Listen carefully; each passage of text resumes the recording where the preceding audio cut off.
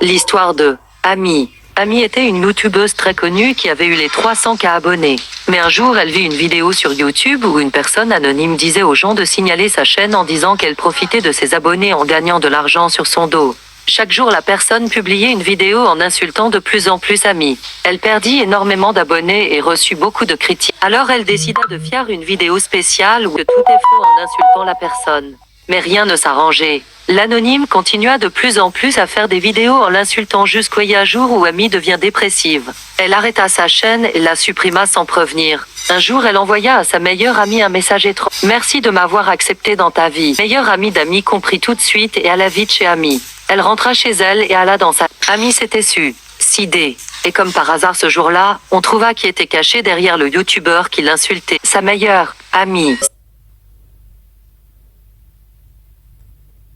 L'histoire de Samara.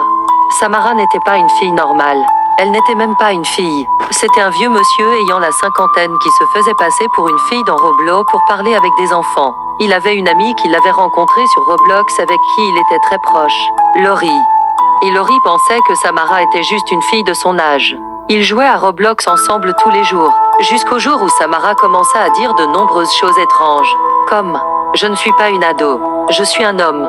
C'est pour cela que Laurie l'enleva de ses amis et arrêta de jouer à Roblox pendant un moment. Jusqu'à un jour, Samara commença à suivre Laurie sur chaque jeu qu'elle rejoignait. Après ça, Laurie demanda à Samara ce qu'elle lui voulait et il répondit « Je sais où tu es ». L'adresse de Laurie fut trouvée et divulguée. Et elle se fit kidnapper.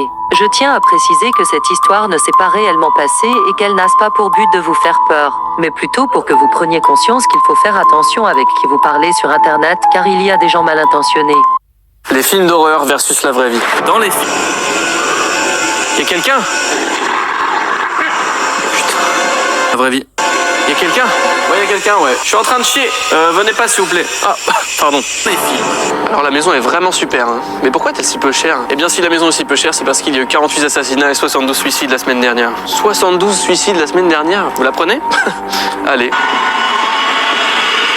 Dans la vraie vie. 72 suicides la semaine dernière. Vous la prenez? Dans les films. Je vais te tuer.